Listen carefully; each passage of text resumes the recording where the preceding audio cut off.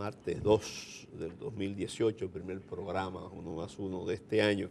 Tenemos el privilegio de contar con la presencia de Pepe Abreu, porque eso de Rafael Abreu nadie lo... Pepe Abreu, que es el presidente del CENUS, y también a Gabriel del Río de la CAS.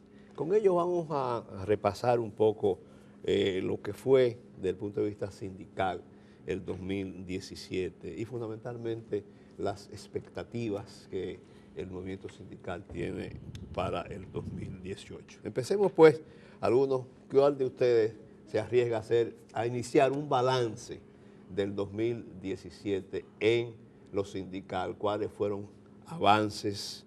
¿Cuáles fueron fracasos, desafíos que permanecieron? Bien, arrancamos. Bien, muy buenos días a ustedes, amigos. Buenos días al pueblo dominicano. Felicidades en este nuevo año. Éxitos tenemos que desear a toda la población, especialmente a los trabajadores del campo y la ciudad, empleados públicos, privados. Y desear que este año 2018 sea un año de cambios importantes en favor de los trabajadores, de nuestros pensionados, nuestros jubilados. Este año 2017 fue un año, digamos, que no hubo grandes adelantos para los trabajadores. Fuera del pequeño aumento que se hizo, digo pequeño aumento de salario, que se logró un 20%, pero todos sabemos cómo se lo traga la inflación, porque aunque el banco habla que la inflación es limitada, pero sabemos que en las prácticas los colmaderos, lo que significa en el sector popular, se pierde mucho porque no hay controles de nada y cada uno vende en función de sus intereses, en función de ganar más, no en función de servicio. Pero tuvimos en el aspecto negativo, digamos, problemas de la libertad sindical, que sigue siendo un problema permanente. La libertad sindical sigue siendo un problema permanente. Tenemos casos distintos de violaciones a los derechos constitucionales, porque la libertad es un derecho constitucional, la libertad sindical, del problema de los derechos fundamentales del trabajador, violación de los convenios internacionales, el 87, el 98 de la Organización Internacional del Trabajo. Todos estos problemas de la libertad sindical son problemas que afectan realmente al movimiento sindical. El crecimiento del movimiento sindical, que muchos lo critican porque no tenemos todo el poder como quisiéramos, pero es un problema de un obstáculo permanente, continuo de sectores empresariales que no quieren, que no permiten. Tenemos un problema en zona franca, tenemos un problema en muchísimos sectores, de las industrias sobre todo, que no hay posibilidades de organizarse porque se despide. Y uno de los problemas fundamentales del crecimiento del movimiento sindical es el problema de la falta de libertad sindical en nuestro país. Violaciones constantes que se dan en todos los intentos. Y la gente tiene miedo de organizarse, porque ese es el otro factor. Porque la gente tiene miedo, los trabajadores tienen miedo de organizarse porque me van a despedir. Y nadie quiere perder su empleo. Es poco lo que se gana, pero es una realidad. Otro factor que venimos viendo negativo es el problema de los trabajadores que tenemos, que el sector de la economía informal. Es un problema grave. El banco, estamos hablando de que el Banco Mundial habla de que alrededor de un 58% están en la economía informal, o sea que crece. El crecimiento de empleo ha ido más dentro de la economía informal que la formalidad, porque el otro problema es que los bajos salarios nos afectan realmente. Los bajos salarios es una situación que es difícil para los trabajadores. Ahora tenemos un salario de 15,000 y tantos pesos mayor, un salario mayor mínimo. El salario mínimo. Pero ¿qué hace un trabajador con 15,000 pesos? Cuando uno lo analiza a fondo, el costo de la vida anda alrededor de un 32%. ¿Cómo vive un trabajador, una familia de 3 personas con 15,000 pesos? O sea que es casi imposible una vida digna y eso nos afecta grandemente el problema salarial. No hablemos del problema de las pensiones, que no se ha mejorado. El problema de los salarios públicos sigue siendo el mínimo 5,000 y tantos pesos. ¿Cómo vive un empleado público con 5,000 y tantos pesos? Un pensionado con 5,100 y tantos. ¿Cómo vive? O sea que son factores que no nos permiten avanzar. Decimos, muy bien, la economía dominicana ha mejorado, el Producto Interno Bruto mejora cada día más, pero vemos la realidad. Esa economía mejora, pero no mejora la pobreza. Y ese es un gran problema. Pobreza. Seguimos hablando de la pobreza. La economía mejora, hay si se quiere, un desarrollo económico, desarrolla la economía, pero no hay un desarrollo humano, que es el gran problema del pueblo dominicano, de la mayoría de los asalariados. Bueno, hay otros aspectos importantes que vamos a dejar a Pepe que continúe para Sí, a ver si el panorama, ¿cómo lo completa Pepe? Bueno, yo pienso que hay que señalar que ustedes, uno más uno, hicieron durante toda esta semana previa, ¿verdad?, a esta fiesta navideña, todo un conjunto de programas que de verdad son tan ilustrativos de esa realidad que ojalá se hayan grabado por ahí, tú sabes y que mucha gente después lo repita, lo pueda ver. Yo soy de lo que pienso que entre nosotros los sindicatos, inclusive, hay que pasarlo de nuevo, ¿verdad? Pasarlo de nuevo para que la gente vea. Y lo digo así porque, por ejemplo, cuando algunos economistas, ¿verdad?, que ustedes invitaron aquí, analizaron el tema salarial que Gabriel acaba de señalar,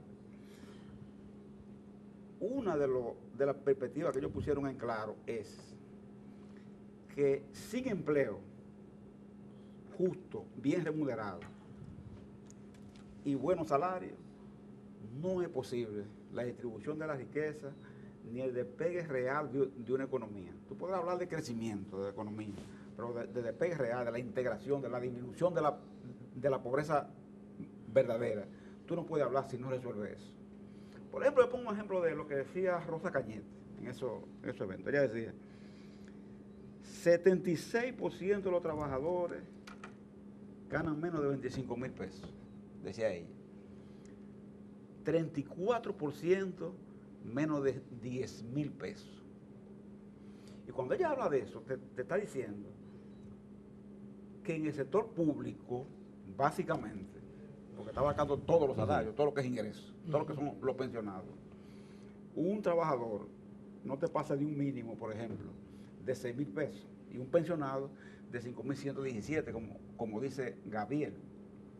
Y ocurre que, por ejemplo, el pensionado tiene 13 años, 13 años, que la pensión no se le mueve. 13 años, estamos diciendo. Hay que entender lo que es un pensionado. Un pensionado es una persona que por su estado de situación no puede hacer más nada. Es decir, está pensionado, está sujeto a vivir de la pensión. No es como otro, por ejemplo, que, bueno, él tiene un salario bajo, pero coge motoconcho, vende algo, hace aquello. El pensionado está resignado, ¿verdad?, a vivir de la pensión. Entonces, esa pensión, por ejemplo, no se mueve en 13 años, significa que esa devaluación de esa pensión ha llegado a un extremo que cuando él la recibió tenía un contenido y hoy tiene otro.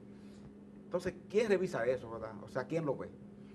Nosotros, por ejemplo, en el sector privado, nosotros logramos revisar la tarifa de la gran empresa, de la mediana, de la pequeña, del sector zona franca, del sector turismo.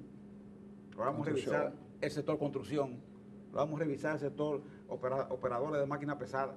Toda esa tarifa nosotros logramos revisarla, O sea, no es que hemos estado como parados, no, hemos logrado esas revisiones en montos que van de 15, 20 y demás.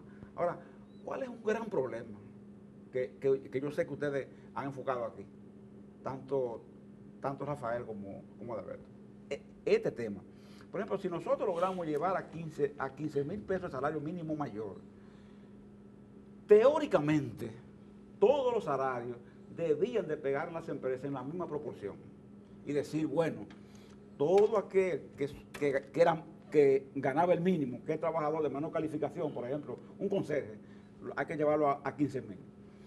Todo el que está por encima de 15,000, entonces habría que despegarlo en la misma proporción, también en un 20%. Pero en los hechos no ocurre así. Las empresas ya acostumbran a decir, bueno, ok, nosotros cumplimos con lo que estableció el Comité Nacional de Salarios, aumentamos el mínimo hasta tanto.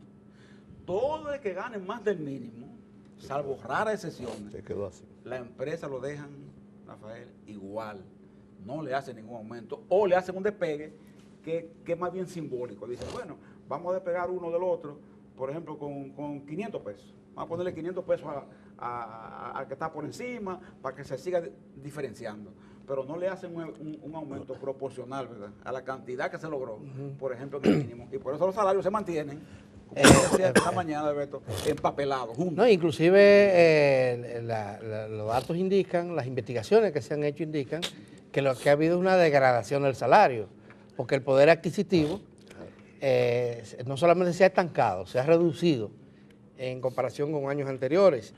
El Banco Central habla de que los salarios, el poder adquisitivo de los salarios actuales equivale al año 91. Sí. O sea, que es una cosa terrible. Pero bueno, ustedes han planteado varios temas aquí. Menciono 5, tal vez los resumo, como lo han planteado ustedes. El tema de los obstáculos para la libertad sindical. Muy seria y bajo salario señalan, predominio bajo salario. El tema de la informalidad de la economía, que también afecta a los trabajadores. Muchos de los trabajadores informales no están ni siquiera incorporados al sistema de seguridad social. El tema de pensiones y jubilaciones. Las pensiones son muy bajas, son precarias, y habla del tema ya del crecimiento del PIB y la pobreza. Esos son los 5 temas que ustedes han planteado. Ahora, ¿qué hacer? ¿Qué propuestas se podrían hacer para cambiar este panorama que no es nada halagador para los trabajadores y las trabajadoras del país? Bueno, una de las propuestas es clara, que en la revisión de la seguridad social, la ley de la seguridad social, nosotros consideramos que ahí podríamos tocar temas de interés, por ejemplo, el tema de la pensión, en la revisión de la nueva ley de seguridad social, porque entendemos, por ejemplo, el tema de la pensión, como está proyectado, los pensionados futuros van a tener alrededor de un 22% de su salario. O sea, que en el mejor de los casos. O sea que en el mejor de los casos.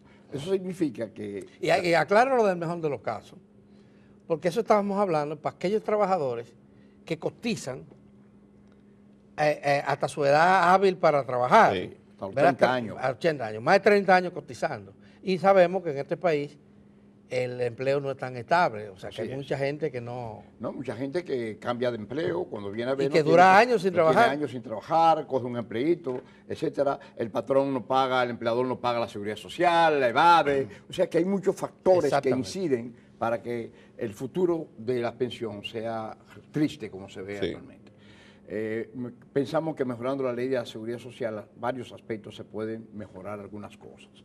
Otro de los aspectos fundamentales que nosotros vemos es... Pero vamos a ver una cosa, el tema de la seguridad social. Me gustaría oír también la opinión de Pepe al respecto. Para algunos, el sistema fracasó. Colapsó el sistema de seguridad social.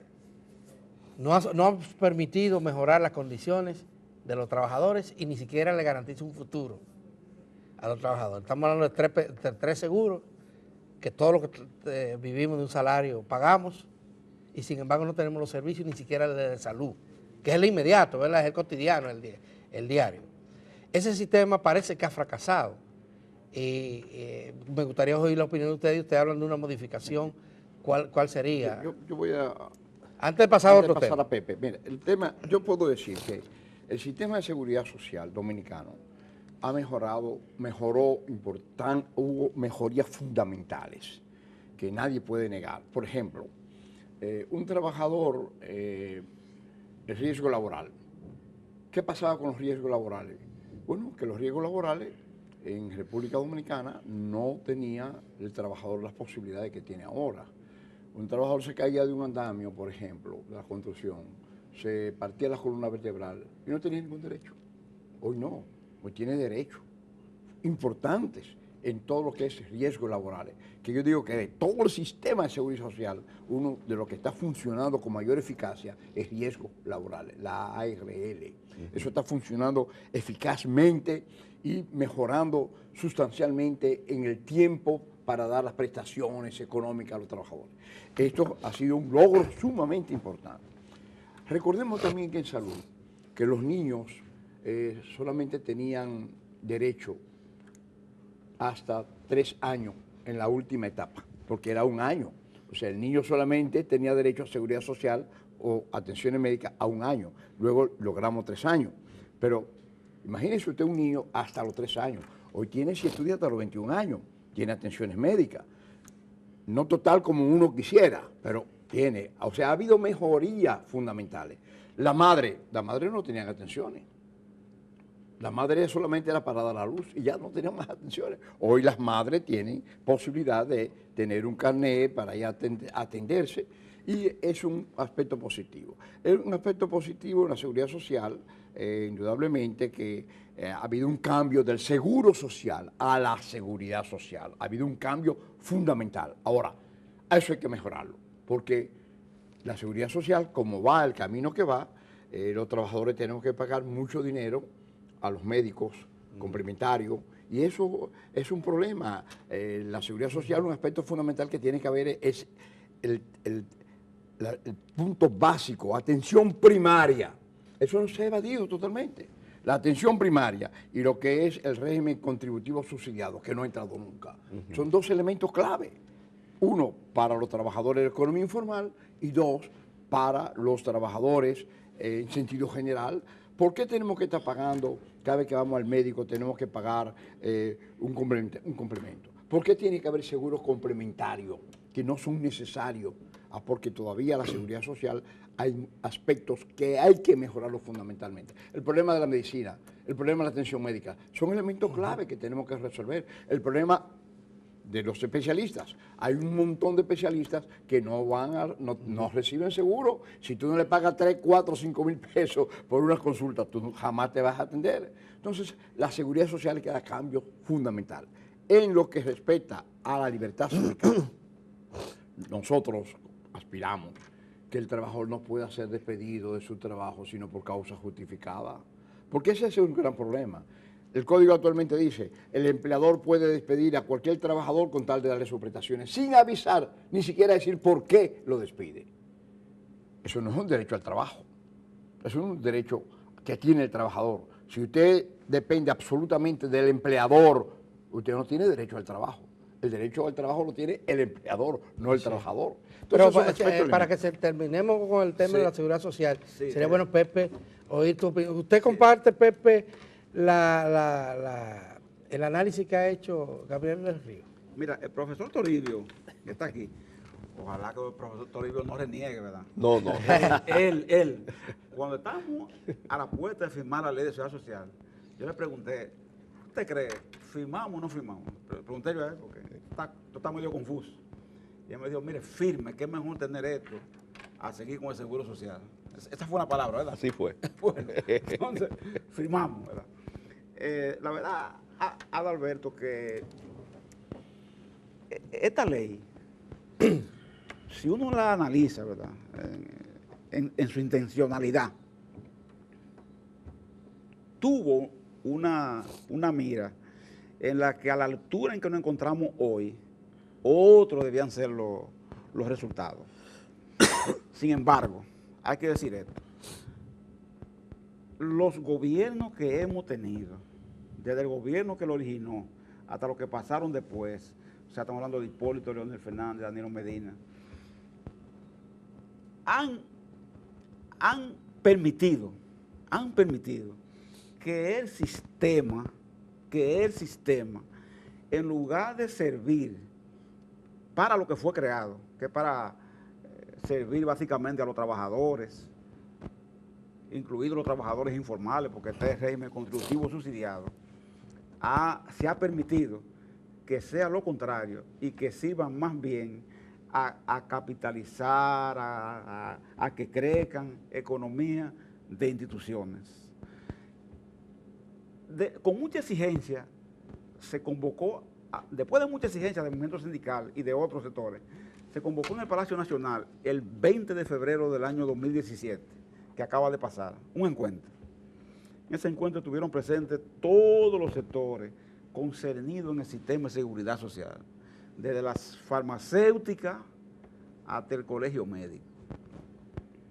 Eso fue convocado por el gobierno. Esa convocatoria para nosotros era indicativa de que de verdad se iba a comenzar un proceso de reforma a la ley de seguridad social.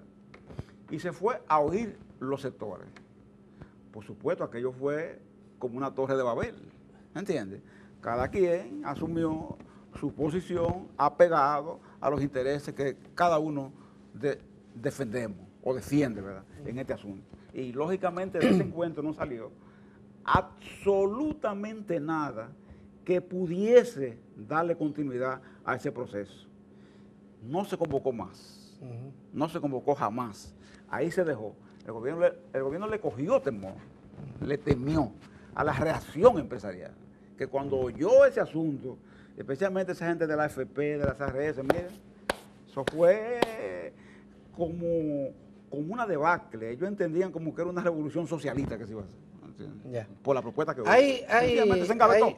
Los datos contradicen un poco lo que decía don Gabriel, porque los datos indican de que, bueno, los indicadores macro que miden la salud se han agravado en vez de mejorar en la República Dominicana después de estos 16 años, casi 17 años de seguridad social. Los servicios en los hospitales públicos, que a donde van 7 millones de dominicanos, de los 10,5 que tenemos, dependen exclusivamente de los hospitales públicos. Nunca como ahora estuvieron tan deteriorados. Y este es un problema serio. ¿Qué me importa a mí que tenga derecho a la salud si cuando voy a buscar medicamentos o atenciones médicas no lo encuentro? Hay hospitales que para una cita con un especialista hay que durar 4 meses de espera. Para una cirugía electiva, como le llaman, hay que durar tal vez hasta 5 años esperando turno para que le hagan la cirugía. Y entonces en ese sistema están los 3,5 millones que no tienen seguro, porque todavía a 17 años hay 3,5 millones que no tienen seguro, y 4 millones, casi 3,400,000, que están en el seguro del SENASA, seguro subsidiado me refiero, que solo los reciben en los hospitales públicos, muchos de los cuales están semiprivatizados, porque con ese seguro usted no va a lograr internamiento en Sedimax, por ejemplo, o en algunos hospitales si no hay un copago también en el sistema público. Entonces me gustaría ver, o sea, tú hablas, Pepe, del consejo del profesor. Este programa fue promotor del nuevo sistema de seguridad social. Claro, sí. Nosotros hicimos muchísimos espacios especializados, promovimos, nos mostramos partidarios, pero particularmente yo, no el programa, pero yo, Alberto Grullón, como asalariado, como uno que también tenía seguro en el momento, yo siento que me engañaron. Lo que ha habido es un deterioro, porque antes yo no tenía que pagar el copago en la igual a médica que tenía. Y resulta, miren, que ahora tenemos 3,400,000 personas bajo el sistema de seguro contributivo. Esto incluye a 1 millón y tanto que está en el SENASA. Y la gente que está en esto, mire, tenemos que pagar la consulta, cada procedimiento hay que pagar un copago. Todo hay que pagar un copago, contrario a lo que pasaba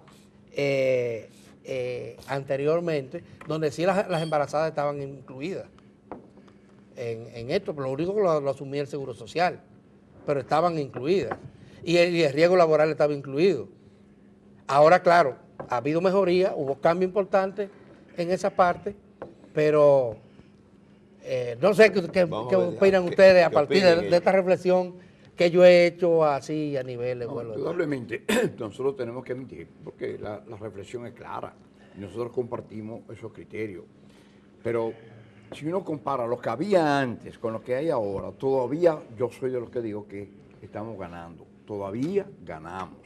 Lo que había antes y lo que existe ahora. Ahora, lo que existe ahora, indudablemente, ya Pepe decía, no ha habido una voluntad política del gobierno para mejorar, porque el poder del sector privado es un poder que los gobiernos como que le tienen temor. Lo que Pepe decía en esa reunión, ya nosotros habíamos hecho propuestas, eso era como para revisar, ¿tú recuerdas, Pepe? Sí, para sí. revisar las propuestas que ya se habían hecho. Pues ya se habían hecho, el sector laboral hizo su propuesta, los sectores empresariales, y había en esa idea de esa reunión, era para revisar qué eran las propuestas.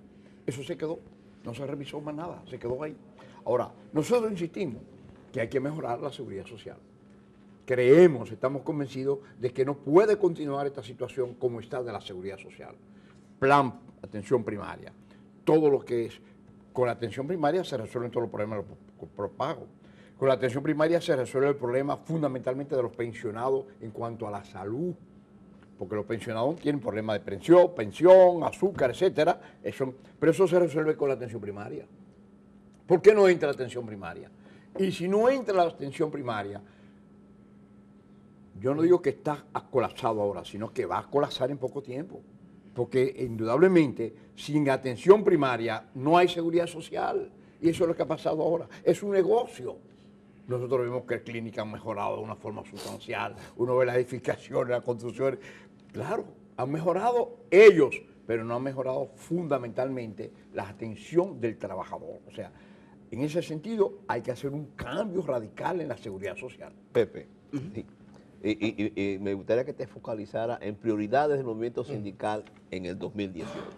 Bueno, una primera prioridad es tratar de discutir una ley de salario en República Dominicana, una reforma, ¿verdad?, el tema de la estructura salarial del país. ¿Cómo se discute salario en este país? Comité Nacional de Salario al mínimo nada más. Al mínimo, salario mínimo nada más. Estado, gobierno, fuera de la discusión, porque no se rige por el comité, ni se rige por ninguna ley en específico. Debería ser el comité de salario el que establezca todos los salarios, no solamente los mínimos. Todos los salarios, ¿verdad que sí? Es lo que usted plantea. Porque al excluir, al dejar al gobierno fuera, en los gobiernos solamente reciben No, salarios. pero no solamente el gobierno, o sea, el comité de salario está limitado Al salario, al salario mínimo. pero debería ir más lejos. y solo en el sector privado. Debería ir más lejos. Pero ni siquiera eso está obligado el gobierno. Exacto, No, el no incluye gobierno al no está gobierno. obligado. El gobierno depende de la voluntad del Ejecutivo, Exacto. del Ejecutivo o del Congreso. Y ninguno de los dos hace nada. ¿Quiénes logran en el gobierno avance salarial? Ustedes saben, los que tienen capacidad para presionar. Exacto. Médico, enfermera, Médico, profesor. exacto. Nada más. El que tiene capacidad de presión. Entonces hay que hacer una reforma salarial. Tú lo decías esta mañana, de ver. Hay que hacer una reforma salarial en el salario. 2. Reforma a la ley de seguridad social. El movimiento sindical tiene que buscar alianza, consideramos nosotros, para presentar un proyecto, el movimiento, acompañado de otros sectores, de reforma a la ley de seguridad social. Porque por un asunto que es claro, el gobierno no lo va a hacer, está probado que no. El empresariado no le interesa hacerlo, porque aunque la mayoría de empresarios, en definitiva, lo que son es pagadores, pagan cotizantes, en definitiva, por sus trabajadores, pero no quieren confrontarse con sus iguales, ¿entiendes? Que están detrás de los temas de salud y pensiones. Entonces, no lo van a hacer, tenemos que hacerlo nosotros acompañados de otros. Hay que, además, trabajar el tema referido a que se respete el tema sindical y el derecho a organizarse que tiene el trabajador. Es nada más equiparándolo. Todos los empresarios, no importa su nivel, tienen su organización. Todo el empresariado está organizado, registra sus organizaciones y nadie la obstaculiza. Nosotros creemos que en una democracia, ¿verdad?, que esta democracia media deficiente que tenemos, el trabajador debe tener ese mismo derecho, el respeto, por ejemplo, a que se le permita ejercer su derecho a estar organizado. Es una perspectiva que nuestro sindical tiene que tener. Y otro aspecto es el empleo. Nosotros tenemos que abogar, tratar de profundizar en el tema de la creación de empleo de calidad y en disminuir el tema de la informalidad. Tenemos que ver qué es lo que vamos a hacer. Aquí hay un régimen que se llama contributivo subsidiado, que lo creó el sistema nuestro. Pero, Está ahí. Nadie, Rafael, nadie, Adalberto, le ha puesto el diente casi a ese régimen. Está ahí. ¿Entiendes? Porque ese régimen establece que el gobierno tiene que asumir la parte cotizante patronal que no tienen esos trabajadores. Y el gobierno sencillamente no está asumiendo eso. Entonces tenemos que determinar. Ese régimen tiene razón de ser, es factible. El doctor Rafael Albuquerque, el doctor Bustamante dicen que no, que tiene que haber dos regímenes solamente. Uno contributivo y uno subsidiado, que no puede haber contributivo subsidiado, que tiene que haber solo dos, ¿entiendes? Que están en el subsidiado. Pero hay otros que dicen que el tema es que el gobierno actual, justo porque el ex vicepresidente de la República se oponía, nunca asumió la aplicación de la ley porque no creía en la ley. No creen la ley, bueno. Pero perdieron el debate antes de que llegara a la... Exactamente. Entonces, no se ha hecho lo que tiene que hacerse y se ha dejado prácticamente ahí, estancado. Tenemos que resolver un problema también en la administración pública, que yo quiero decirlo, aprovechar este programa, este primer programa de este año. Sí. Entonces quiero decir esto, Aventura Camejo y otros. En la administración pública hay 180,000 empleados que están desprotegidos de la Ley de Servicio Civil y Carrera Administrativa. Porque en el salto que hubo del año 2008 a 2016 no fueron incorporados a la carrera, a la carrera administrativa. Muchos empleados están siendo, como llaman ellos, desvinculados de la administración pública sin pagarle indemnizaciones, alegando que como no se vincularon, entonces no tienen derecho a indemnización. Eso es peligroso, eso no debe hacerse por un asunto que, claro, si esos empleados no están incorporados es porque a muchos funcionarios, a muchos ministros, por el clientelismo, le interesa mantenerlo desvinculado, le interesó mantenerlo desvinculado y ahora no pueden entonces sacarlo de la administración alegando esto y evadiendo la responsabilidad de pagarle la indemnización que le corresponde. Quisiéramos decir esto porque si no se hace, entonces está... Ese es el caso de la portuaria, por ejemplo. Ese es el caso de la portuaria. Portuaria tiene otra característica. Otra característica. Pero en los ministerios, básicamente, por ejemplo, en Cancillería, pone uno, comenzan a sacar gente en esa condición, gente con 10 años, con 8 años. Bueno, tú estás fuera. ¿Y cuánto me toca? Bueno, según los cálculos, tanto. Pero usted no estaba vinculado a la ley.